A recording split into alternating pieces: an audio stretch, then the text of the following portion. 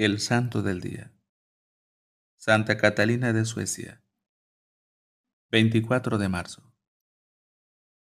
Como todos los 24 de marzo, hoy celebramos a Santa Catalina de Suecia, religiosa y mística, hija de la patrona de Europa, Santa Brígida Birgersdotter, Santa Brígida de Suecia. También se le denomina Santa Catalina de Westena, en alusión al lugar donde vivió y murió.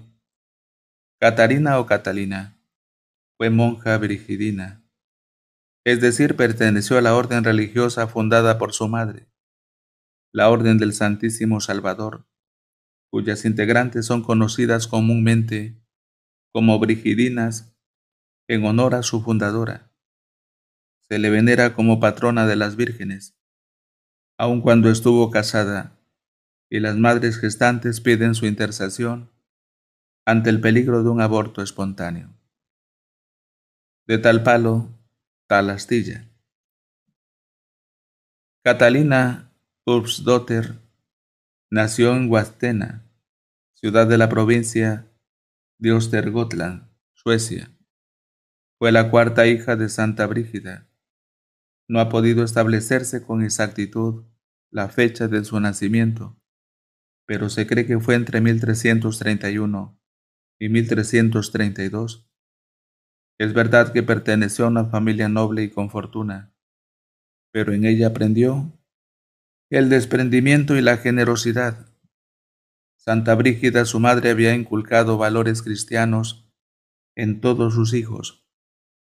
Ella misma dio el mejor ejemplo cuando a la muerte de su esposo renunció a sus posesiones. Por su lado, Catalina le heredó el espíritu de liderazgo, entrega y amor a la oración. Desde pequeña supo mostrar una cálida sencillez y afabilidad que la hizo siempre cercana a quienes la rodearon. Había aprendido de Brígida a descubrir lo mejor que se puede tener en esta vida, a Dios. Por eso pasaba varias horas del día dedicada al trato afable con el Señor. Gustaba de la meditación de la pasión y muerte de Cristo, de los salmos penitenciales y del oficio de la Virgen María.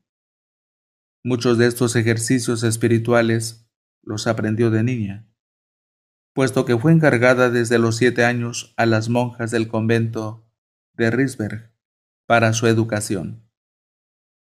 Hija respetuosa y obediente, a la edad de 13 años su padre decidió comprometerla en matrimonio. El elegido fue un noble de origen germánico, Egard von Kurnen. Ella no estaba de acuerdo con el arreglo, pero decidió obedecer a su padre. Después del casamiento, Catalina logró persuadir a su esposo, un hombre de fe profunda, de hacer juntos un voto de castidad que cumplirían celosamente el resto de sus vidas.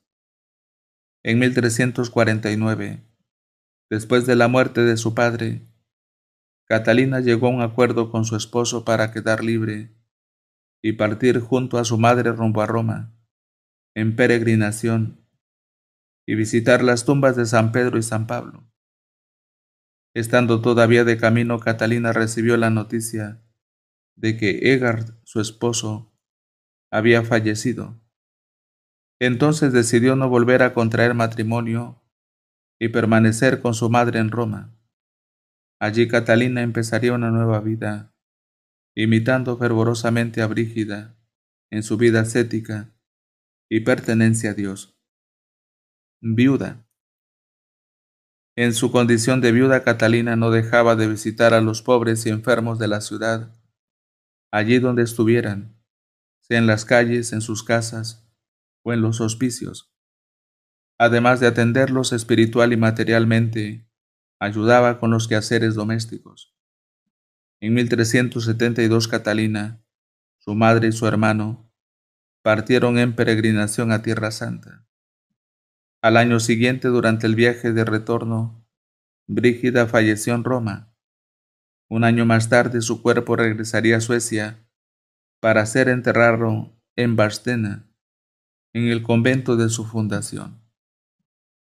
Cumplidora de la obra de Dios, Catalina fue admitida en el convento de Huestena, del que sería abadesa hasta 1375, año en el que viajaría a Roma para promover la canonización de Brígida. Pese a no obtener resultados, logró la ratificación de las reglas de la orden que fundó su madre, la Orden del Santísimo Salvador de Santa Brígida. Tras 5 años de permanencia en Roma, Catalina regresó a su tierra natal y el obispo le confió el gobierno general de la joven orden religiosa. Poco tiempo después se enfermó y falleció el 24 de marzo de 1381. En 1484, Inocencio VIII concedió la autorización para su veneración. Patronazgo y veneración. Santa Catalina de Suecia es considerada patrona de las vírgenes. Esto podría generar cierto desconcierto si se considera que estuvo casada por casi 20 años. Sin embargo, subyace una hermosa explicación que debe ser entendida a la luz de las condiciones de su época. Ella quiso consagrar su virginidad al Señor desde muy joven, y así se mantuvo siempre. Esto fue posible en buena parte gracias a su esposo, quien compartió con ella de manera fuera de lo común el deseo de consagrarse a Dios siendo virgen. Por otro lado, puede llamar la atención también que las madres gestantes pidan la intercesión de la santa ante el peligro de un aborto espontáneo, dado que Catalina nunca tuvo hijos. La explicación de que por qué es intercesora en esos momentos tan difíciles, por lo que pasan muchas mujeres, radica en que Catalina tuvo que acompañar en su dolor a más de una madre que había perdido a su hijo en el vientre.